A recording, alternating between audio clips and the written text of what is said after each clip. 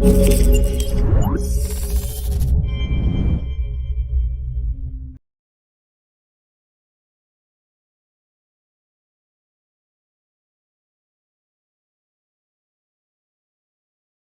करा? 2014 में। विषय क्या था?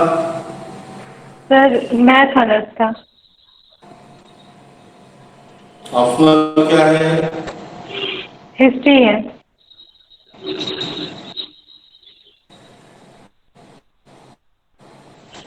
2014 से क्या कर रहे थे? सर सिविल सेवा का प्रिपरेशन ही कर रही हूँ सर। और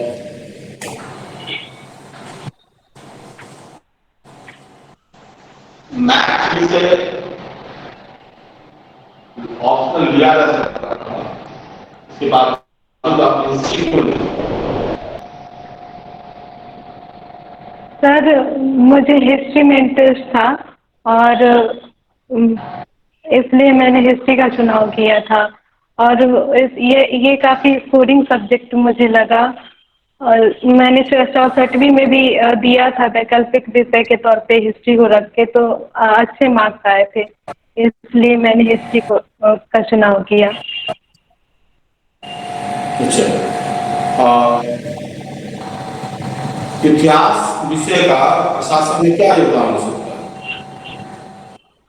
सर सर इतिहास विषय का प्रशासन में बहुत उपयोगी स्थान है, क्योंकि हम जो भी संस्थाएं, जो भी प्रशासनिक संस्थाएं वर्तमान में मौजूद है, तो उसका जो विकास हुआ है वो इतिहास में ही हुआ है। तो सर जो भी वर्तमान में जो प्रशासन के समक्ष चुनौतियां हैं, तो उसका सर हम इतिहास पढ़ के ही अच्छे से उसका विकल्प ढूंढ सकते हैं। दो उदाहरण देंगे। Sorry sir. एक दो उदाहरण देंगे। सर एग्जाम्पल सर, जैसे कि सर पुलिस सेवा को ले ले तो 1861 में एक्ट बना था, पुलिस एक्ट। तो सर वो एक औपनिवेशिक उसमें औपनिवेशिक आधार ज़्यादा था, और वो औपनिवेशिक हित की पूर्ति करता था। और सर वर्तमान में जो पुलिस सेवा में जो समस्याएं हैं, तो उसमें से अभी भी एक चुनौती ये बनी हुई है। भारत में दरोगा व्यवस्था यानी पुलिस व्यवस्था की शुरुआत कब हुई? अ, सर दरोगा व्यवस्था का एग्जैक्ट तो पता नहीं है सर, मैं अनुमान लगा सकती हूँ। ठीक, लगाइए। सर कॉर्नवालिस के समय में हुआ था। हाँ, निश्चित है, कॉर्नवालिस के समय में हुआ था। कब? Yes sir. Sir exact sir याद नहीं आ रहा है अभी। अच्छा, अभी जो बिहार पुलिस जो अधिनियम नया आया है, आपको नहीं लगता ये औपनिवेशिक कानून से जुड़ा हुआ है?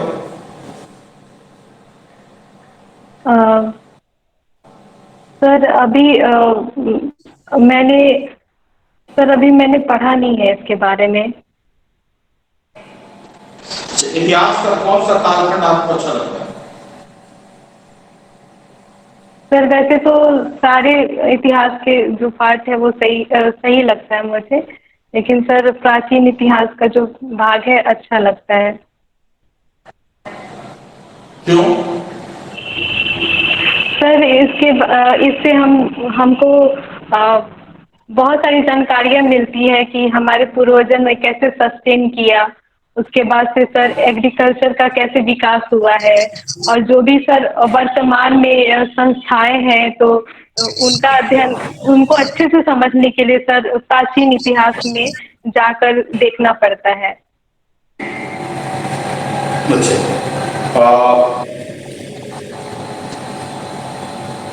आज के संदर्भ में देखा जाए तो प्राचीन भारत के इतिहास की क्या प्रासंगिकता है? आज के रिस्पेक्ट में अगर देखते हैं तो सर सबसे सबसे बड़ा जो है हड़प्पा सभ्यता, जो पहली नगरीय सभ्यता थी, वो एक जो नगर नियोजन था और जो वहाँ पे जल निकासी का जो प्रणाली था, तो वो उससे वर्तमान में भी सर सीखा जा सकता है।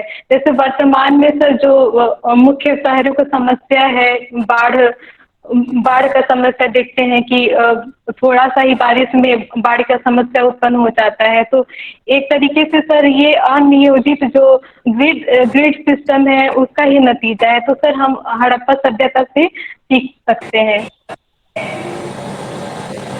बाढ़ से निदान के लिए अच्छा, बिहार सरकार ने हाल ही में बाढ़ के निदान के लिए एक ई पाइलिंग विधि का इस्तेमाल करना शुरू किया है, क्या है?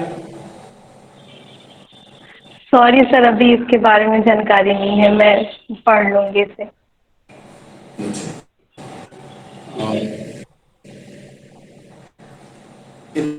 कोरोना संकट के काल में यस सर, हमने इतिहास से सीख लेते हुए क्या क्या नया किया? सर इतिहास से सीखते हुए क्या कदम उठा सकते हैं? हाँ, क्या कदम उठाया गया और क्या कदम उठाया जाना चाहिए था? सर अगर कोरोना महामारी को की बात की जाए तो ये कहीं ना कहीं जो ह्यूमन का जो हस्तक्षेप है, जो जंगल वगैरह में, यानी कि जो एनिमल्स हैबिटेट में है, ह्यूमन का जो हस्तक्षेप है उसको दर्शाता है। तो सर इससे सीखने का जरूरत है कि हम लोग जो सस्टेन तरीके से ह्यूमन डेवलपमेंट करें। अच्छा, आपने बताया कि इतिहास के कालखंड में प्राचीन भारत आपको अच्छा लगता है, तो प्राचीन भारत की उपलब्धियां बताइए जो वर्तमान में भी हमको, वर्तमान सरकार के लिए भी एक मिसाल हो सकती है या रोड मैप हो सकती है।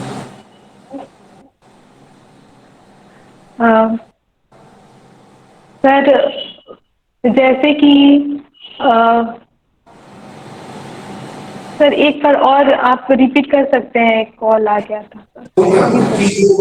प्राचीन भारत आपने बताया है कि आपके विशेष, तो यस सर, 5 उपलब्धियां बताइए जो वर्तमान सरकार द्वारा ही उसको, वर्तमान सरकार द्वारा भी उसको लागू किया जा सकता है या किया जा रहा है प्राचीन भारत से। Yes sir, yes sir.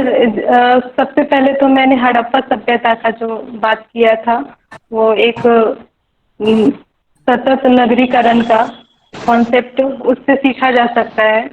और जो वर्तमान में स्मार्ट सिटी में उसका उपयोग हो सकता है। सर दूसरा है कि अशोक के काल में जो अशोक ने कल्याणकारी नीतियां चलाई थी, उससे सर गवर्नमेंट उसको लागू भी करती है हमारे नीति निर्देशक तत्वों के थ्रू। और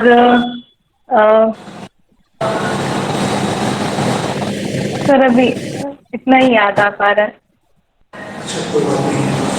अच्छा, अशोक की 5 उपलब्धियां बताइए आप वर्तमान संदर्भ में।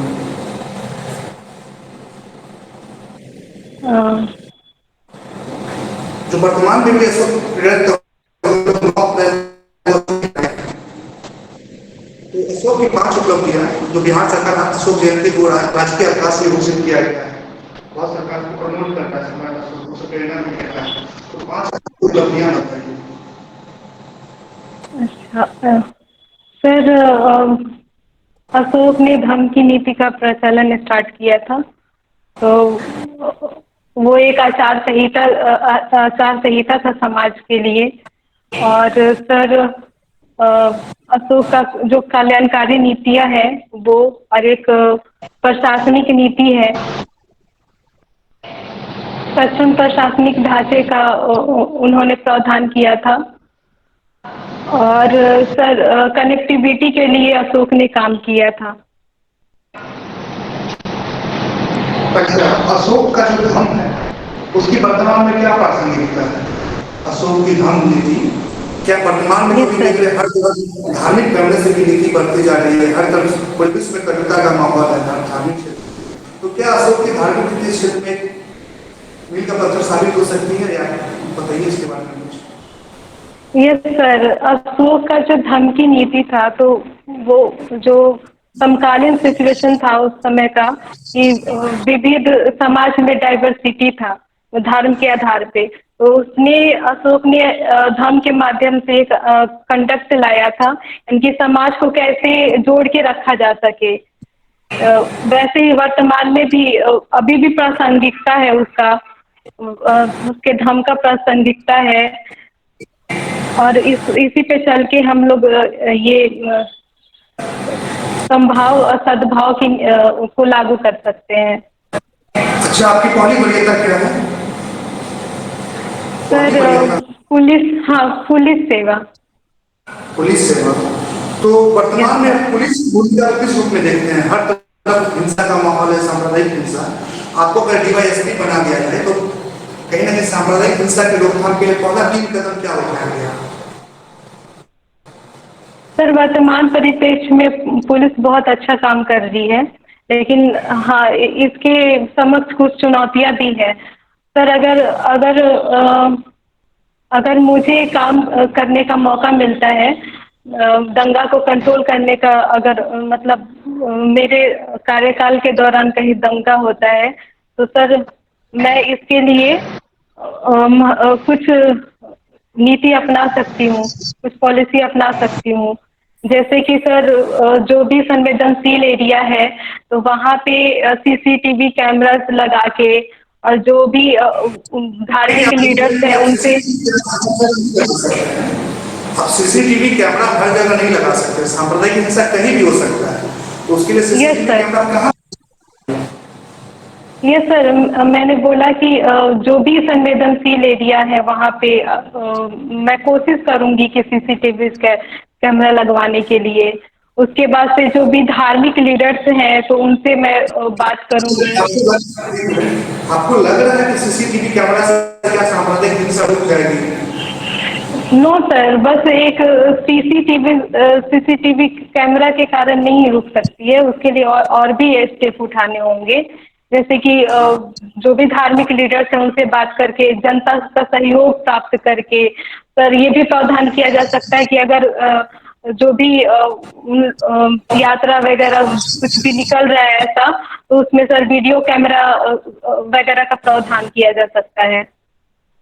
ये तो पूर्व से भी हो रहा है, ये तो पूर्व के आपसे पहले भी जो प्रशासन चल रहा, प्रशासनिक व्यवस्था, उसमें भी ये सब जो आप बता रहे हैं फॉलो हो रहा है। आप कुछ नया क्या कीजिएगा, कुछ नया बताइए। ये सर अधिक से अधिक कुछ नया बताइए।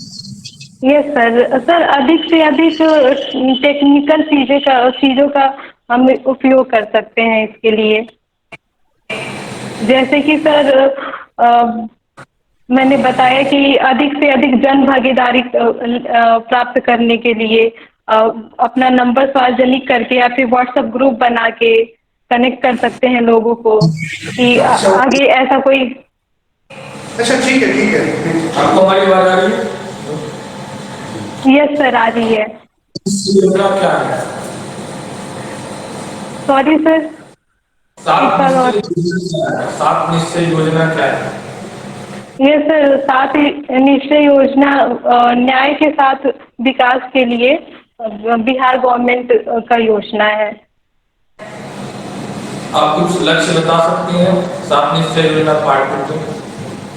यस सर, इसमें है युवा शक्ति, बिहार की प्रगति, सशक्त महिला, सक्षम महिला, और सुलभ कनेक्टिविटी, और स्वच्छ गांव, समृद्ध गांव, स्वच्छ शहर, विकसित शहर, हर खेत सिंचाई का प्रावधान करना, और सर हेल्थ के लिए प्रावधान करना। मैम, बिहार सरकार द्वारा महिला पे चलाए गए स्कीम का नाम बताइए, पिछले 5 वर्षों में 1-2 स्कीम का नाम बताइए। सर एक जीविका योजना है बिहार गवर्नमेंट का, तो उसके तहत महिलाएं एसएचजी के रूप में संगठित होती हैं, और छोटे माइक्रो लोन लेती हैं और अपना जीविका स्टार्ट करती हैं, जो भी वो जिनमें वो इंटरेस्टेड है। और दूसरा है सर, नारी शक्ति योजना है बिहार गवर्नमेंट का, तो इसके थ्रू जो भी घरेलू हिंसा की शिकार महिलाएं हैं उसके लिए प्रावधान किया गया है सर। और एक लक्ष्मीबाई पेंशन योजना है, और मैम ये बताइए, बिहार सरकार द्वारा कन्या सुरक्षा योजना। मैम, महिलाओं को जो आरक्षण दिया गया है 33%, क्या इससे फायदा होने वाला है उन लोगों को? यस सर, इससे बिल्कुल फायदा होगा महिलाओं को, क्योंकि अगर बिहार में महिलाओं की स्थिति का बात करें तो बहुत सारे पैरामीटर से अन्य राज्यों की अपेक्षा बिहार की महिलाएं जो है वो पीछे है। तो 33% जो आरक्षण है उपयोगी हो सकता है, उनको आगे लाया जा सकता है। महिलाओं को 35% आरक्षण दिया गया और मातृत्व हित लाभ जो है 26 महीने का होता है जाता है। और जितने भी अलग अलग जो भी सेलेक्ट होंगे वो अधिकतर महिलाएं उसी जो भी है, जो बच्चे नए बच्चे जिनके हो सकते हैं। और अगर इस तरीके से परिस्थिति हो जाए मातृत्व अवकाश भी चली जाए तो ऐसा नहीं लगता है कि प्रशासन व्यवस्था में को बहुत नुकसान होगा। आरक्षण इतना ज्यादा नहीं देना चाहिए। नो सर, मुझे तो ऐसा एकदम नहीं लगता है कि इससे प्रशासन ये प्रभावित होगा, निगेटिव इम्पैक्ट पड़ेगा। क्योंकि सर मुझे ऐसा लगता है कि जो इससे महिलाओं का भागीदारी प्रशासन में बढ़ेगा, क्योंकि महिलाओं का भागीदारी प्रशासन में बहुत कम है। अगर महिलाएं प्रशासन में आती हैं तो महिलाओं से रिलेटेड नीतियां, बच्चों से रिलेटेड नीतियां और प्रभावी ढंग से लागू हो सकता है। आपने बताया कि आपको प्राचीन भारत ज्यादा पसंद है और आप जी मैम। तो आप ये बताइए कि ऐसी कोई बुक की चर्चा हुई है मैथ की? मैम एक बार और रिपीट कर दीजिएगा, आवाज सही से नहीं आ रही है। मैंने आपसे पूछी, आपने बताया कि आपको प्राचीन भारत ज्यादा पसंद है और आपका जो विषय सब्जेक्ट है वो मैथ है, तो आपको प्राचीन काल में, ऋग्वेद काल में कोई ऐसा मैथ का बुक है जो आपको पता है, जो मैथ पे आधारित हो? मैम अभी मुझे एक बुक याद आ रहा है, सूल्बसूत्र उसका नाम है। आपने मैथ से किया है, आपको एक मेधावी ले लें।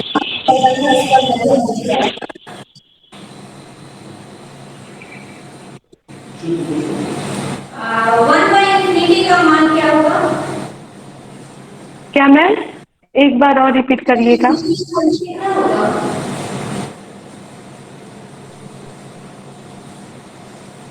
मैम एक बार और रिपीट कर दीजिए, आवाज आपका क्लियर नहीं आ रहा। 1/infinity का वैल्यू कितना? 1/infinity का? हाँ। 1/infinity इंफिनिटी ही होगा।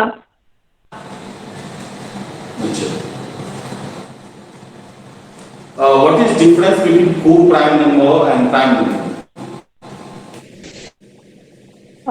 प्राइम नंबर सर जिसका मैक्सिमम 2 फैक्टर होता है उसको प्राइम नंबर कहते हैं। और को प्राइम नंबर ऐसे दो नंबर जो कंपोजिट नंबर हो लेकिन एक साथ दोनों प्राइम नंबर होते हैं, जिसका HCF 1 होता है, उसको को प्राइम कहते हैं। अच्छा, आपने यहाँ का नोटेशन या मैथ पढ़ा होगा, आप ये बताइए। अपना कैमरा का आपका कैमरा का उसको ऑन कर दीजिएगा। मैं आपसे ये क्वेश्चन मैं पूछती हूँ कि आप तो बिहार का सीमा पढ़े होंगे, तो आप ये बताइए बिहार और यूपी के बीच कौन कौन सी नदी है जो सीमा रेखा बनाती है?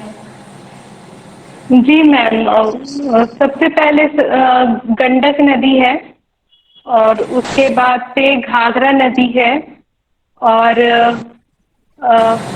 गंगा नदी है। आप श्योर है ढाका है? जी मैम। आज का न्यूज पेपर पढ़े? आज का न्यूज पेपर पढ़े हैं? जी सर। प्रमुख घटनाएं आज के न्यूज पेपर की। उसमें से एक घटना है कि सुप्रीम कोर्ट ने कहा है कि जो कोविड वैक्सीन है तो वो कंपल्सरी नहीं है, फोर्स नहीं किया जा सकता है लगवाने के लिए। और दूसरा न्यूज है कि माननीय प्रधानमंत्री का जर्मनी दौरा। अच्छा, तो जर्मनी के चांसलर अभी कौन है? सॉरी सर, अभी नाम मेरे को याद नहीं आ रहा। हम आपका इंटरव्यू खत्म करते हैं। Rita, yes sir. कैसा लगा तुम्हें? ये तो पुरानी स्टूडेंट है। यस सर, पुरानी स्टूडेंट हूँ, अभी भी वही सिचुएशन है, कम्युनिकेशन अच्छे से नहीं कर पा रही हूँ, अभी भी बहुत सारा रिवीजन का जरूरत है।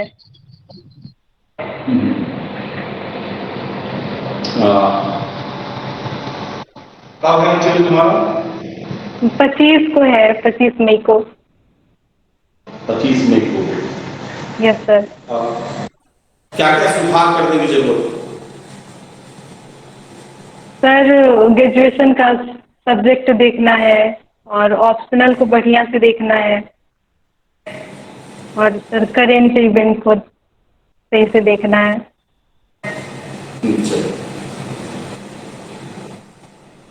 चलो ठीक है। आपको एग्जाम दे रही है ना?